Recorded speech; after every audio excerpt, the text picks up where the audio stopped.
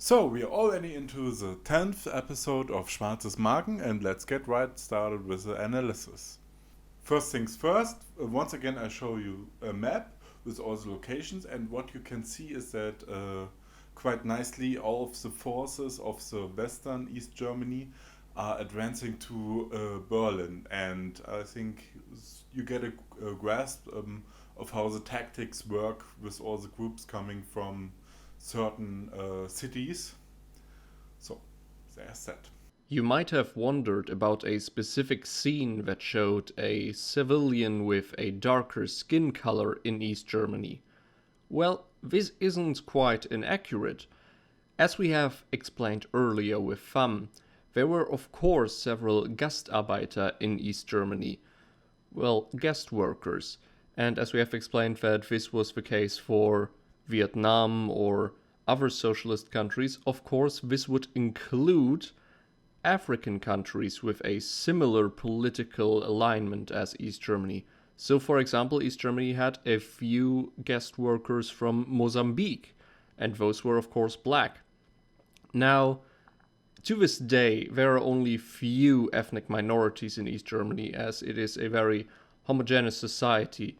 For the most part, we have a few German, Russians, and the Vietnamese, of course. Those are the most sizable minorities here.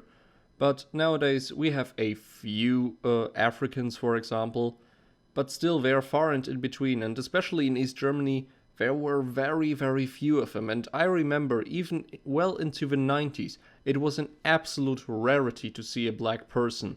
People would stare, little children would have their mouth open and point fingers at them because it was just so exotic and out of this world for East German society back then.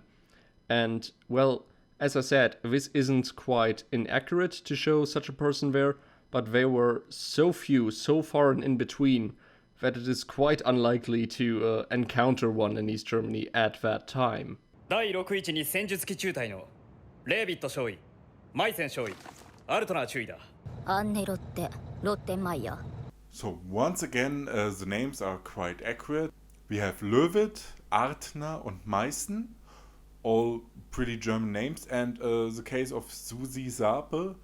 I'm still not sure what her actual last name is, but it may be Zirpe, which is another German word for cricket. Not that commonly used, but perhaps that's what it's meant. I'm still very confused about that name, and it's kind of bugging me what her actual last name is supposed to be. 何があってもそのケツは必ず俺が拭いてやるからな。自分のケツくらい自分で拭きます。 Joachim says something about wiping your own ass, and I think this proverb is more commonly used in Japanese. At least I've heard several proverbs with the with the use of the ass and something similar.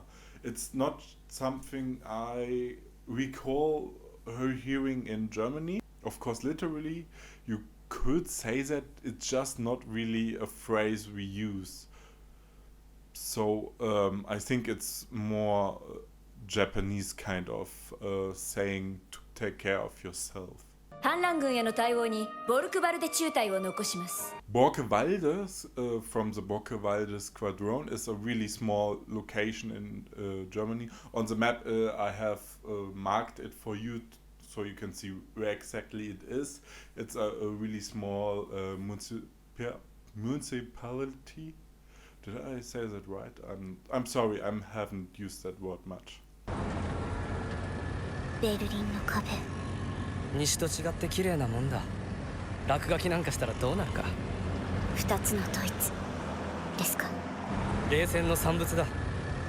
俺の親戚にもこの壁に分断された家族がいる。The conversation about the state of the Berlin Wall is pretty much spot on. If you have ever seen any photos of that time, for the most part on the internet, or in historical books or TV documentaries, you will for the most part see a wall that is covered in graffiti. Now, this is just true for the western side of the wall. What you have to understand is that it was not just this one small flimsy wall that you could easily break through. No, basically throughout Berlin you had this rift, this no-go area that spanned several meters. And on the outer rims of that rift, there was a wall to each side. One to West Germany, to West Berlin in this case, which was West German territory, and one to Eastern Berlin. Now, as you could see in this episode, you could basically walk up to that wall in East Germany. But the thing is, behind that you have this long off-limits area that you could not enter, and then on the other side there is this other wall that is to the west. Now, in the west, of course, people had the freedom to just walk up to that point and spray gravity onto it as they saw fit. Now, in East Germany, however, if they would just see you fumbling around with anything at the wall, manipulating it in any way, they would, of course, immediately suspect that you would try to flee and, well, you would get shot at or arrested or something like that, as we have seen with Theodor. So, yeah, East Germany, as I also explained with vandalism and everything, that wasn't really a thing. So all the pictures you see of a gravity-covered wall, those were from the western side, since they did all that. If the East Germans just could not do that realistically without risking so much, and that is just not worth it. And that's already it. There was nothing more in this episode, but in episode 11 there's quite a bit to cover, so that will take a bit of time. Make sure to watch that episode, but also make sure to like, subscribe, and share this video if you liked it. You know the drill. If you want to see more of this, then bring it into the world. And remember, I can say it, I'm German.